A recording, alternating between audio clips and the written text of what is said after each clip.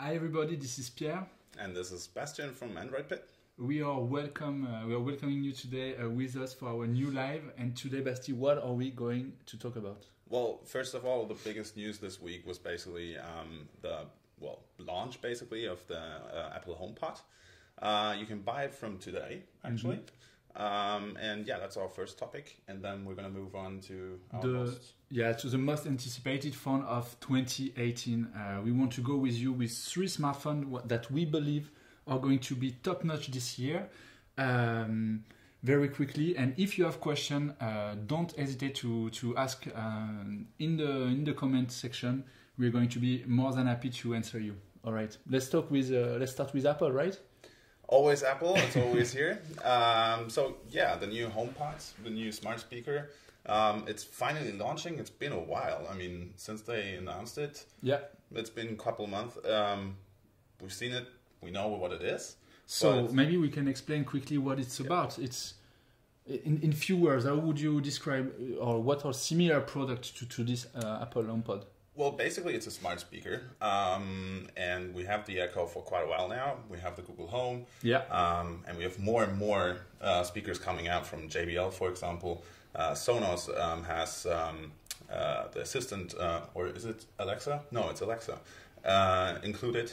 So it's in general nothing new, but of course it's Apple, so everybody's talking about, right? It's changing the world, of course. Really?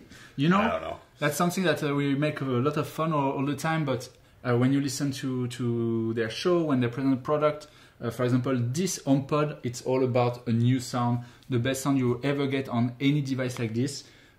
We are very curious about it. We are not sure they are going to live up to the expectation, but let's see. What the price, Basti?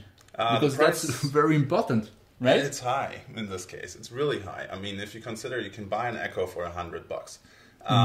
The Apple HomePod is going to be $349. So why would you recommend the HomePod rather than a Sonos system that you can have for the same price? You can have two Sonos.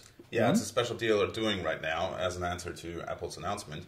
Honestly, I can't say it's good because, well, first of all, I haven't heard it. Aren't you excited to try Siri on the I am HomePod? actually really curious to try it out and see if it's better than a Google Assistant or Alexa. Let me tell you that I doubt about this. I have a lot of doubts. The thing is that why would you start with a Siri speaker now if, like, Alexa has a lot of experience, basically. They've learned a lot and has improved a lot over the last 2 or 3 years. Same for the Google Assistant. Siri is really new, so no one really knows what it is like. It seems like they're late, they're expensive, but we are pretty sure that they're going to sell this device, right? It's going to work. It's Apple. I'm sorry to say that, but it's the truth. They're always selling, even if they're late to the game. What I'm curious to see also is if you need to have a whole ecosystem about Apple. If you can use this HomePod only with your Apple device. If you need, because apparently there's no third-party app compatible, which is a big problem in my opinion. But yeah, let's see. Hi, Abdel Hadi. Welcome to our live. Welcome to the live stream. So again, the Apple HomePod is available for pre-orders now. It's about $349. It's going to be €319. We don't really know. I haven't seen the price yet. Okay, but we don't even know when it's coming to Europe, like Germany and France. They announced that, but no price, no availability. So let's see what it's all about. Let's keep it on our wish list, and when we can have our hands on, of course, we're going to provide more content around it. Basti, you want to switch? You want to move on to the best phone for 2018? I think it's an exciting topic. Interesting part, I guess. Let's move on from Apple and to our good old Android phones. So, their main competitor. The main competitor, of course, yes. So we picked 3 phones that we think will be the best phones of the year. Of course, it's hard to tell because, as every year, I guess we're going to see phones that we didn't really anticipate. But these are pretty much those safe bets to have the most impact in this year. So, first of all, I mean, Samsung, of course. Let's just get it out of the way. Yeah. Of course, the Galaxy S9.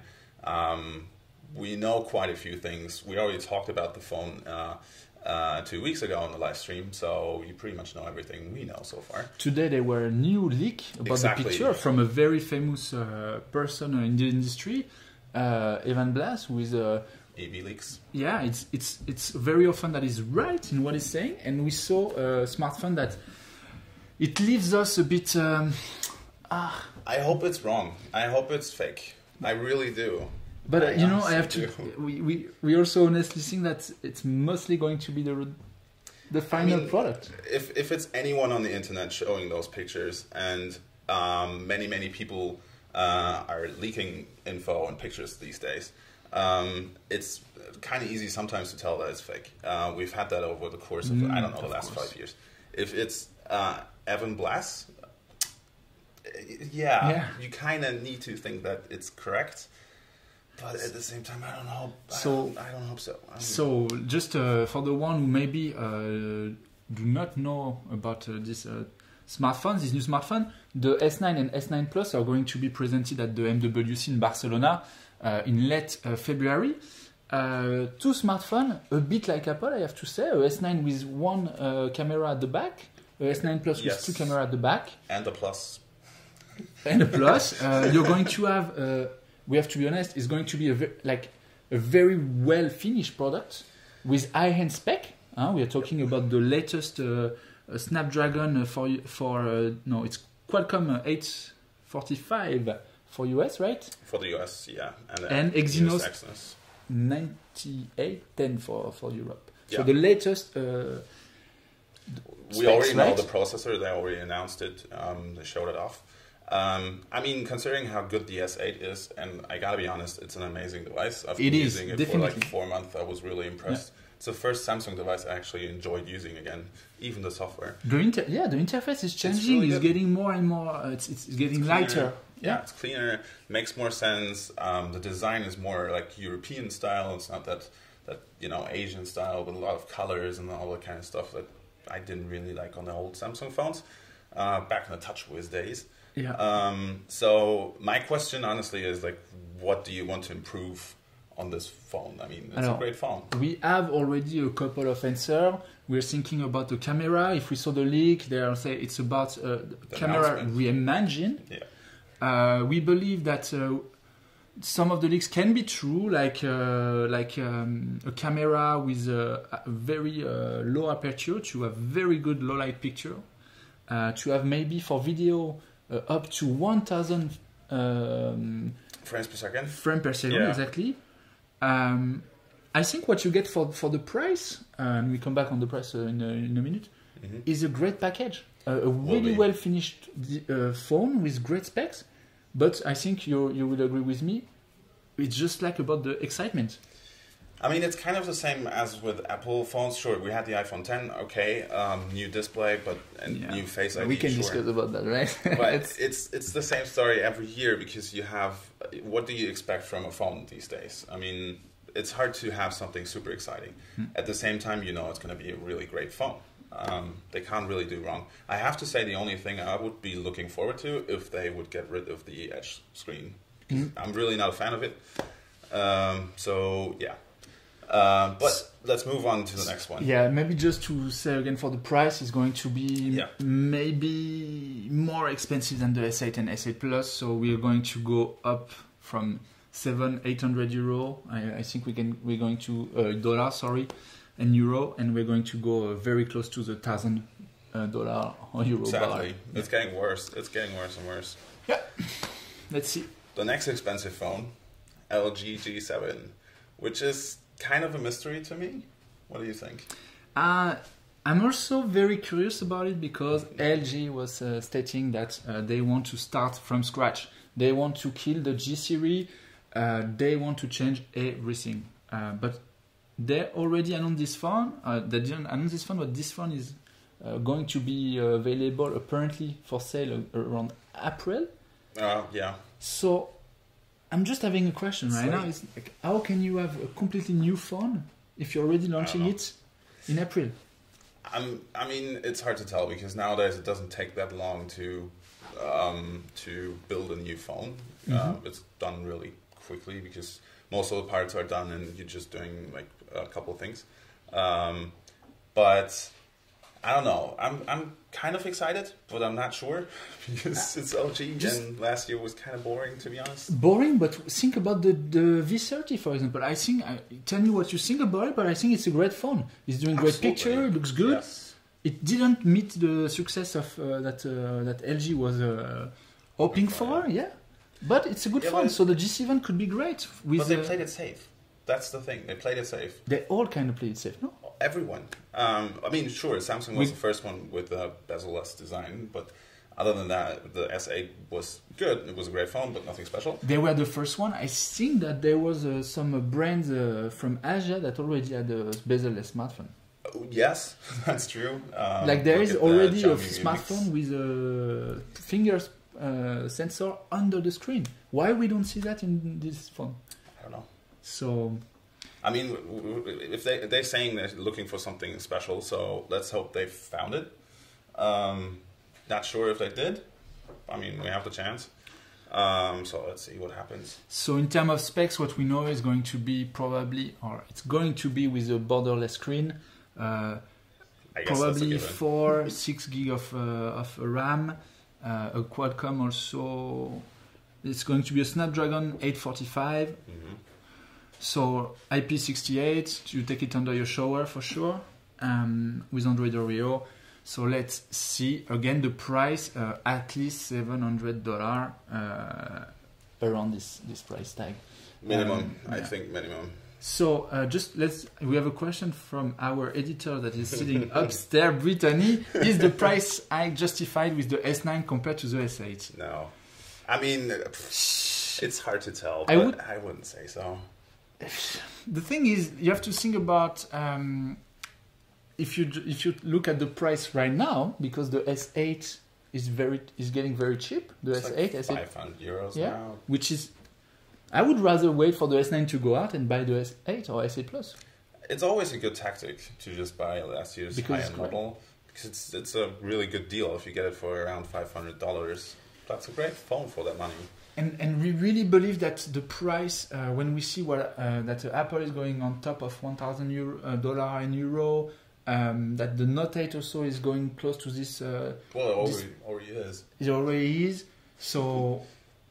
And that's the thing. If the S9 goes up to, let's say 900 euros, 950, 1,000, what's going to happen with the Note? Is it going to be $1,200 then? Like where are we going with this? Are we going to pay like 2,000 euros for a smartphone in 10 years? I don't know. It's that's a good question. It's getting ridiculous to me. Like, and the thing is, if you look at, for example, the OnePlus 5T, if you look at the Honor View 10, even the Mate 10 Pro, you get so much hardware for so little money, actually, for like $500. The alternatives are getting really good. Yeah, and at the same time, I'm asked to pay double for basically the same performance. Just like it's a little better, sure. You have the brand. You have the brand. Yeah, but on is it top. worth it? You have the hype around it. This kind of thing. Is it worth it? That's the thing. I don't know. I'm not sure. So maybe what we should talk about right now, because we have just 1 minute left, but we're still going to do it. Is a smartphone that is not between these two big brands that are Samsung and Apple, and it's the Nokia. It's really nice. It's the next Nokia. Nokia is a brand for us that is quite exciting because we grew up with the 3310. Unfortunately, they're not doing well, and we want to know if they're going to kill everybody in 2018. Tell us about this. I'm super excited, to be honest. I mean, it's still kind of blurry what exactly we're going to see this year, but overall, look where they're coming from. It's HMD Global, so it's not the old company in that sense. It's actually a new company. Sure, there are people from Nokia and all that kind of stuff, but still, I'm excited. I mean, I hope for the Nokia 10, which is going to be running the Snapdragon 845, hopefully. But it's coming later this year. We're not going to see it at MWC. Is it going to be a more high-end phone? It's going to be the new high-end phone, basically the new Nokia 8 in that sense. I mean, there's still rumors about a Nokia 9 with the Snapdragon 835, so the old processor from last year, or even a Nokia 8 2018 edition. So we don't know exactly what's going to happen. We're excited to see what they have for MWC in Barcelona. Yeah, what I suggest is that on another video we're going to talk more about the Nokia, because yes, we will. Our video team is pushing us to say goodbye. We kind of like this time with you and talking about new devices. We are super hyped. But again, thank you very much for following us. Thank you, Basti. Thank you, Pierre. It was very nice. We have to do this again, buddy. Yeah, I would love that.